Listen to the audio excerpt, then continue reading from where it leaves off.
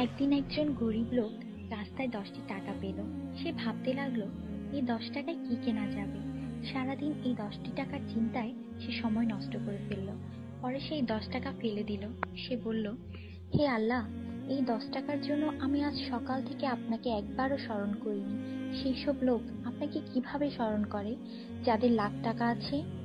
আল্লাহ সুদ হারাম করে দিয়েছেন, আমরা ব্যাংক বানিয়েছি। আল্লাহ জীবনকে সীমিত করেছেন, আমরা ঘড়ি বানিয়েছি। আল্লাহ পর্দার হুকুম দিয়েছেন, আমরা টিভি, ডিভিডি, ডিশ দিয়ে বেহায়ামি সর্বসাধারণের জন্য করে দিয়েছি। আল্লাহ বলেন, কোরআনে তোমাদের সফলতা, আমরা অক্সফোর্ডের বইকে সফলতা বানিয়ে নিয়েছি। আল্লাহ মিথ্যা বলা নিষেধ করেছেন, আর আমরা এপ্রিল ফুল পালন করা শুরু করে দিয়েছি। আল্লাহ বৃদ্ধ বয়সে মা বাবার সেবা করতে বলেছেন, আমরা বৃদ্ধাশ্রম বানিয়ে ফেলেছি। আজ মুসলমান এই জন্য দুশ্চিন্তায় যে যাকে খুশি করার তাকেই তো রাগিয়ে ফেলেছি। দয়া করে সবাইকে ফরওয়ার্ড করুন, কারণ নেকির দাওয়াত দেওয়ায় নেকিকারীর সমান সওয়াব পাওয়া যায়। একটু ভাবুন, আজান যখন হয় তখন টিভির ভলিউম কমানো হয়, কিন্তু নজর টিভিতেই থাকে। আর মনে মনে বলি, আজান যাতে তাড়াতাড়ি শেষ হয়। এটাই কি আজানের মর্ম? আপনি নিজে আপনার মনকে প্রশ্ন করুন। আজানের জবাব দেওয়ার চেষ্টা করুন, যাতে মৃত্যুর পর কালিমা তাইয়্যিবা আমাদের নসিব হয়। অনুরোধ, এই মেসেজটি সবার কাছে পৌঁছে দিন।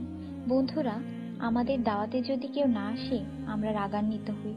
আল্লাহর পক্ষ থেকে আমাদের জন্য প্রতিদিন 5 বার দাওয়াত আসে, আর আমরা নামাজ পড়ি না। তাতে কি আল্লাহ আমাদের উপর রাগান্বিত হন না? এটি শুধু মেসেজ না, বাস্তবতা। দয়া করে নামাজ আদায় করুন এবং অন্যকে উৎসাহিত করুন। যিনি এই মেসেজ পড়েন তাদের উপর আল্লাহ আরো রহমত দিন, এবং যিনি এই মেসেজ ফরওয়ার্ড করেন তার ভালো ইচ্ছা আল্লাহ পূরণ করুন এবং হিদায়াত করুন। নামাজের চিন্তা করুন, ব্যালেন্সের না। আজান শুনে উঠুন রিংটোনের মতো। কোরআন মনোযোগ দিয়ে পড়ুন, SMS পড়বার মতো। জীবন সবসময় থাকবে না নেটওয়ার্কের মতো। নামাজ ত্যাগ করা মানে আল্লাহকে রাগান্বিত করা। ফজর 6 মিনিট, জোহর 15 মিনিট, আসর 8 মিনিট, মাগরিব 10 মিনিট, এশা 18 মিনিট, মোট 57 মিনিট। 80% লোক এই মেসেজ ফরওয়ার্ড করে না। দয়া করে আপনি করুন। আল্লাহ সবার মঙ্গল করুন। আমিন।